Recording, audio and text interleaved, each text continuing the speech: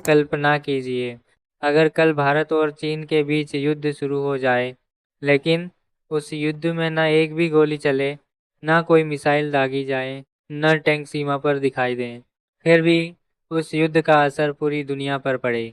सुनने में ये किसी विज्ञान कथा फिल्म जैसा लगता है, लेकिन सच्चाई ये है कि 21वीं सदी की सबसे बड़ी जंग शायद बंदूकों से नहीं, बल्कि तकनीक, अर्थव्यवस्था, डेटा और कृत्रिम बुद्धिमत्ता से लड़ी जाएगी।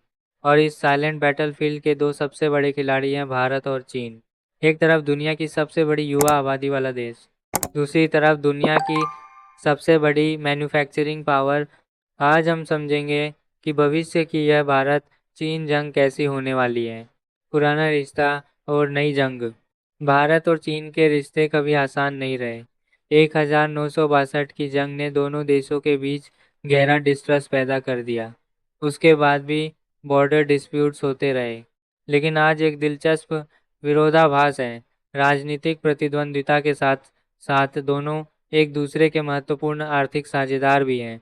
एक तरफ पॉलिटिकल कंपटीशन, दूसरी तरफ बिजनेस डिपेंडेंसी। ये रिश्ता ठीक वैसा है जैसे दो फियर्स कॉम्पिटिटर्स एक ही बाजार में जीवित रहने की कोशिश कर रहे हों। असली बैटलफील्ड फैक्ट्रीज और इकोनॉमी। आज की जंग बॉर्डर पर नहीं, फैक्ट्रीज में लड़ी जा रही है। आपके हाथ में जो स्मार्टफोन है उसके ज़्यादातर कंपोनेंट्स चीन से आते हैं। Electronics, solar panels, batteries, machinery. पिछले 40 सालों में चीन ने खुद को पूरी दुनिया की फैक्ट्री बना लिया है। विशाल फैक्ट्रियां, आधुनिक बंदरगाह, तेज सप्लाई चेन, यही चीन की सबसे बड़ी ताकत है। भारत भी तेजी से आगे बढ़ रहा है। मेक इन इंडिया के तहत नई फैक्ट्रियां लग रही हैं, विदेशी कंपनियां निवेश कर रही हैं, लेकिन चुनौती बड़ी है। चाइना ने डेकेड्स लगाकर इकोसिस्टम बनाया है, भारत अब कैचअप कर रहा है। अर्थव्यवस्था की जंग में कभी कभी आर्मी की ज़रूरत नहीं पड़ती। अगर एक्सपोर्ट्स गिर जाएं, फैक्ट्रीज बंद हो जाएं, इन्वेस्टर्स भाग जाएं, तो बिना एक गोली चलाए देश को कमज़ोर किया जा सकता है। चीन इकोनॉमिक इन्फ्लुएंस की इसी रणनीति का इस्तेमाल करता है। भारत दुनिया की सबसे तेज बढ़ती बड़ी अर्थव्यवस्थाओं में से एक है, लेकिन रोजगार सृजन, मैन्युफैक्चरिंग बढ़ाना और युवाओं को स्किल देना अभी भी बड़ी चुनौती है। टेक्नोलॉजी, एआई, चिप्स और डेटा की जंग। भविष्य की सबसे खतरनाक जंग टेक्नोलॉजी की होगी। Artificial intelligence, semiconductors, quantum computing, robotics, ये नए हथियार हैं।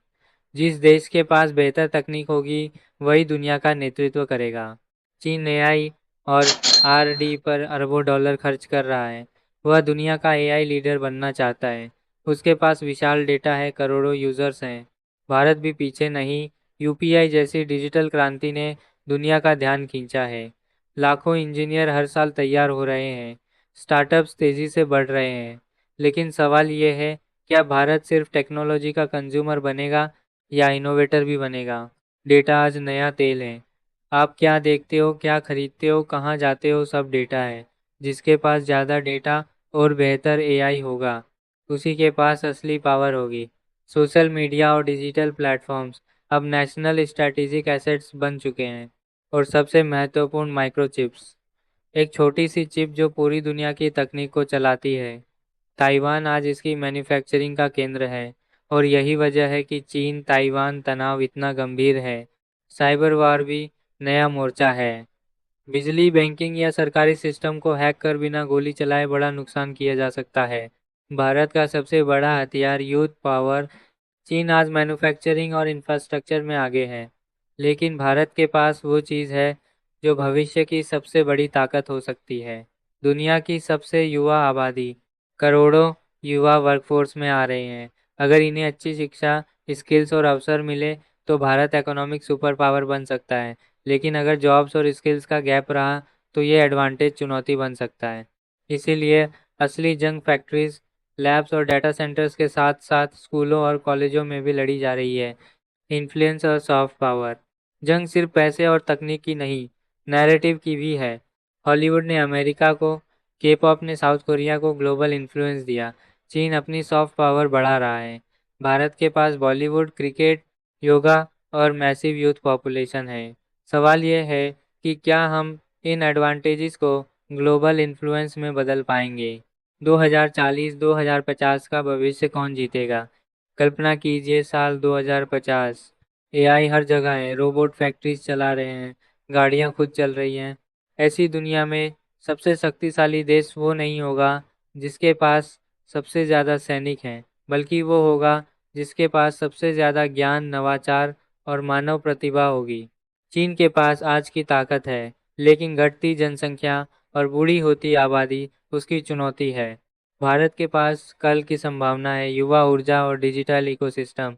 दोनों देशों के सामने अपनी आंतरिक चुनौतियां हैं। शिक्षा, रोजगार, नवाचार और जनता का विश्वास। अंतिम सवाल, क्या भारत चीन को पीछे छोड़ सकता है? जवाब किसी स्कोरबोर्ड में नहीं है। ये जवाब भारत के स्कूलों, प्रयोगशालाओं, स्टार्टअप्स और युवाओं के सपनों में छिपा है। भविष्य पहले से तय नहीं, उसे हर दिन लिए गए फैसलों से बनाया जाता है। निष्कर्ष, भविष्य की भारत चीन जंग शायद कभी ट्रेडिशनल वॉर न हो। न टैंक्स होंगे, न मिसाइल्स, न फाइटर जेट्स, लेकिन ये जंग तय करेगी कौन फ्यूचर की टेक्नोलॉजी बनाएगा, कौन दुनिया की फैक्ट्रीज चलाएगा, कौन ग्लोबल इकोनॉमी और नैरेटिव को इन्फ्लुएंस करेगा, और सबसे महत्वपूर्ण, कौन अपने युवाओं को असली अवसर दे पाएगा। क्योंकि 21वीं सदी में सबसे पावरफुल वेपन गन नहीं, ज्ञान है, तकनीक है और ह्यूमन टैलेंट है। ये जंग शुरू हो चुकी है और ज़्यादातर लोग अभी भी इसे समझ नहीं पाए हैं। धन्यवाद।